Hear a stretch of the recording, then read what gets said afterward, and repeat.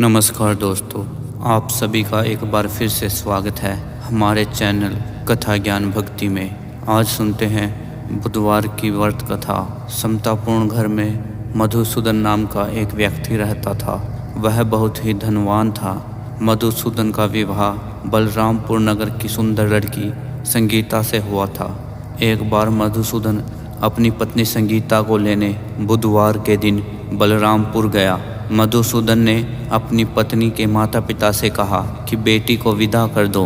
माता पिता ने कहा, बेटा आज बुधवार है, बुधवार को किसी भी कार्य के लिए यात्रा नहीं करते। लेकिन मधुसूदन नहीं माना। उसने ऐसी शुभ अशुभ बातों को ना मानने की बात की और फिर उसने अपनी पत्नी को लेकर बैलगाड़ी से यात्रा प्रारंभ कर दी। 2 कोस की यात्रा करने के बाद उसकी गाड़ी का एक पहिया टूट गया। फिर वहाँ से दोनों ने यात्रा को पैदल ही शुरू किया। रास्ते में संगीता को प्यास लगी। मधुसूदन उसे एक पेड़ के नीचे बैठाकर जल लेने चला गया।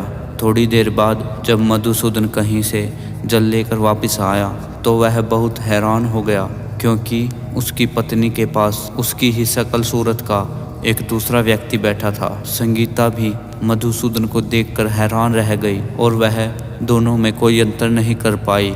मधुसूदन ने उस व्यक्ति से कहा, तुम कौन हो और मेरी पत्नी के पास क्यों बैठे हो? मधुसूदन की बात सुनकर उस व्यक्ति ने कहा, अरे भाई, यह मेरी पत्नी संगीता है।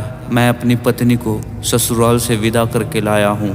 लेकिन तुम कौन हो जो मुझसे ऐसा प्रश्न कर रहे हो? मधुसूदन ने कहा, तुम जरूर कोई चोर या ठग हो। यह मेरी पत्नी संगीता है।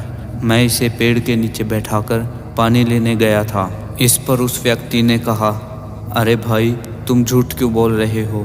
संगीता को प्यास लगने पर जल लेने तो मैं गया था। मैंने तो जल लाकर अपनी पत्नी को पिला भी दिया। अब तुम चुपचाप यहाँ से चलते बनो, नहीं तो किसी सिपाही को बुलाकर तुम्हें पकड़वा दूंगा। दोनों एक दूसरे से लड़ने लगे। उन्हें लड़ता देखकर बहुत से लोग वहाँ इकट्ठे हो गए। नगर के कुछ सिपाही भी वहाँ आ गए। सिपाही उन दोनों को पकड़कर राजा के पास ले गए और उनकी सारी कहानी सुनकर राजा भी कोई निर्णय नहीं कर पाया। संगीता भी अपने वास्तविक पति को नहीं पहचान पा रही थी।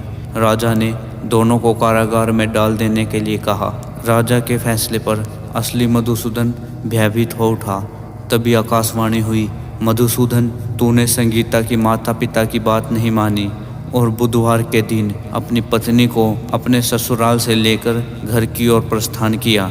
यह सब भगवान बुद्धदेव का प्रकोप है। मधुसूदन ने भगवान बुद्धदेव से प्रार्थना की कि हे भगवान, मुझे क्षमा कर दीजिए। मुझसे बहुत बड़ी गलती हो गई है। भविष्य में मैं कभी ऐसा नहीं करूँगा। मधुसूदन के प्रार्थना करने पर भगवान बुद्धदेव ने उसे क्षमा कर दिया और तभी दूसरा व्यक्ति राजा के सामने से गायब हो गया। राजा और दूसरे लोग इस चमत्कार को देखकर हैरान रह गए। भगवान बुद्धदेव की इस अनुकंपा से राजा ने मधुसूदन और उसकी पत्नी को सम्मानपूर्वक विदा किया। दोनों समतापुर की ओर चल दिए। मधुसूदन और उसकी पत्नी दोनों बुधवार को व्रत करते हुए आनंद पूर्वक अपना जीवन बिताने लगे और इसी तरह भगवान बुद्धदेव की कृपा से उनके यहाँ खुशियाँ बरसने लगी।